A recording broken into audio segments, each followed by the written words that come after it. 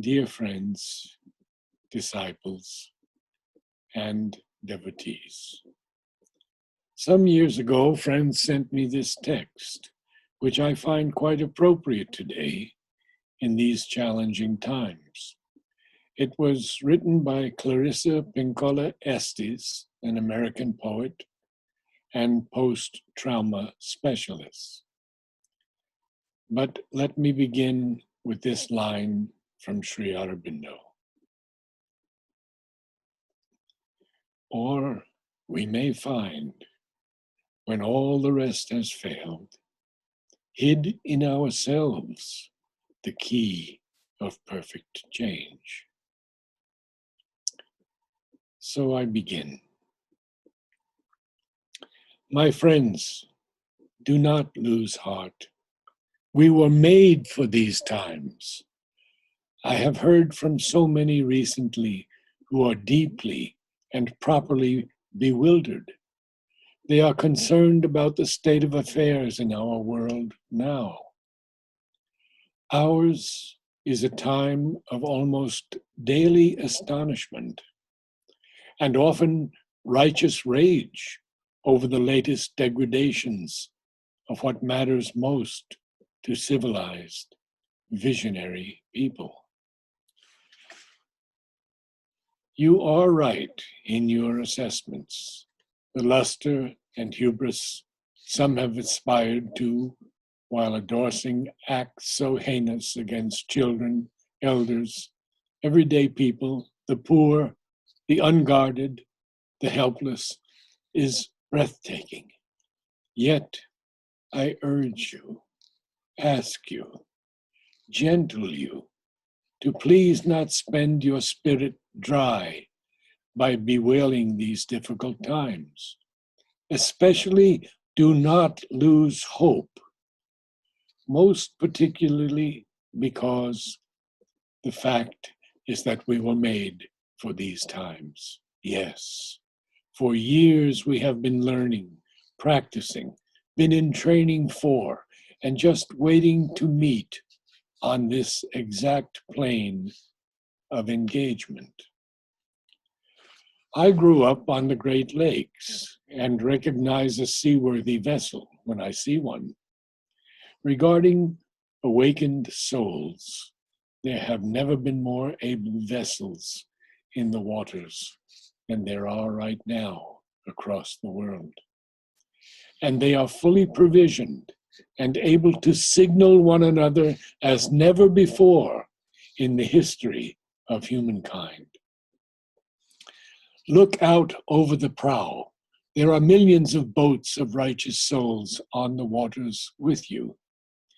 Even though your veneers may shiver from every wave in this stormy royal, I assure you that the long timbers composing your prow and rudder come from a greater forest.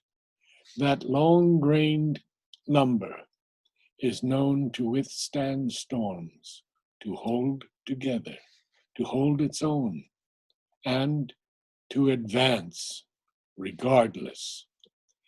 In any dark time, there is a tendency to veer towards fainting over how much is wrong or unmended in the world. Do not focus on that. There is a tendency to fall into being weakened by dwelling on what is outside your reach, by what cannot yet be. Do not focus there.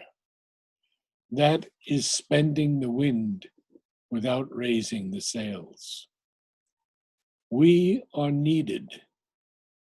That is all we can know.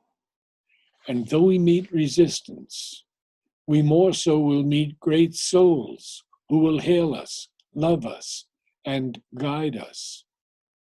And we will know them when they appear. Didn't you say you were a believer? Didn't you say you pledged to listen to a voice greater? Didn't you ask for grace? Don't you remember that to be in grace means to submit to the voice greater?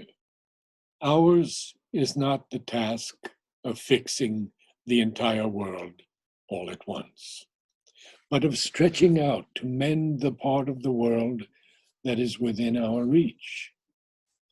Any small, calm thing that one soul can do to help another soul, to assist some portion of this poor, suffering world, will help immensely. It is not given to us to know which acts or by whom will cause the critical mass to tip towards an enduring good. What is needed for dramatic change is an accumulation of acts, adding to, adding more, continuing. We know that it does not take everyone on earth to bring justice and peace, but only a small, determined group who will not give up during the first, second, or 100th gale. One of the most calming and powerful actions you can do to intervene in a stormy world is to stand up and show your soul. Soul on deck shines like gold in dark times. The light of the soul throws sparks, can send up flares, build signal fires, causes proper matters to catch fire. To display the lantern of your soul in shadowy times like these, to be fierce and to show mercy towards others, both are acts of immense bravery and greatest necessity. Struggling souls catch light from other souls who are fully lit and willing to show it. If you would help to calm the tumult, this is one of the strongest things you can do. There will always be times when you feel discouraged. I too have felt despair many times in my life, but I do not keep a chair for it. I will not entertain it. It is not allowed to eat from my plate. The reason is this. In my uttermost bones, I know something, as do you. It is that there can be no despair when you remember why you came to earth, who you serve, and who sent you here. The good words we say and the good deeds we do are not ours. They are the words and deeds of the one who brought us here. In that spirit, I hope you will write this on your wall. When a great ship is in harbor and moored, it is safe. There can be no doubt. But that is not what great ships are built for. Clarissa Pinkola Estes.